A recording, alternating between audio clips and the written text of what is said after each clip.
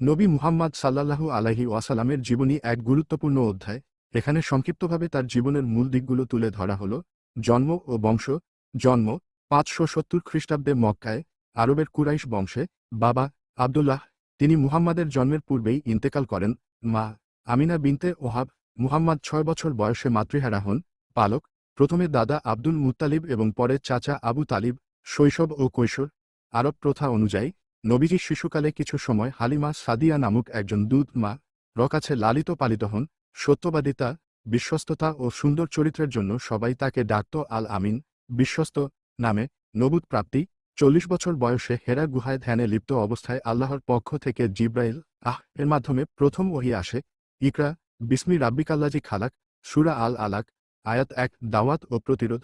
শুরুতে গোপনে এবং পরে প্রকাশ্যে মানুষকে তাওহীদের এক আল্লাহর উপাসনা দাওয়াত দেন। মক্কার কাফেররা তাকে ও তার অনুসারীদের উপর প্রচণ্ড নির্যাতন করে। তিনি ও সাহাবায়ে কেরাম বহু কষ্ট সহ্য করেন, যেমন তাইফে পাথর নিক্ষেপ, বয়কট, কষ্টের বছর। হিজরাত 10 বছর দাওয়াতের পর 622 খ্রিস্টাব্দে মহানবী শাহ আল্লাহর নির্দেশে মদিনায় হিজরত করেন। মদিনায় একটি ইসলামী রাষ্ট্র প্রতিষ্ঠা হয়। যুদ্ধ ও ইসলাম প্রচার। মদিনায় অবস্থানকালে বদর, উহুদ, খন্দক সহ বহু যুদ্ধে নেতৃত্ব দেন। ইসলাম শুধু আরব নয়, বাইরের রাজাদের কাছেও পৌঁছায়। চিঠি পাঠান বিভিন্ন বাদশাহদের। বিদায় হজ্জ ও ইন্তেকাল 63 বছর বয়সে 10 হিজরিতে বিদায় হজ্জ করেন। হজ্জের ভাষণে মানবাধিকার, নারী অধিকার, ইনসাফ এবং উম্মাহর ঐক্যের কথা বলেন। 11 হিজরির 12 রবিউল আউয়াল 63 বছর বয়সে তিনি ইন্তেকাল করেন।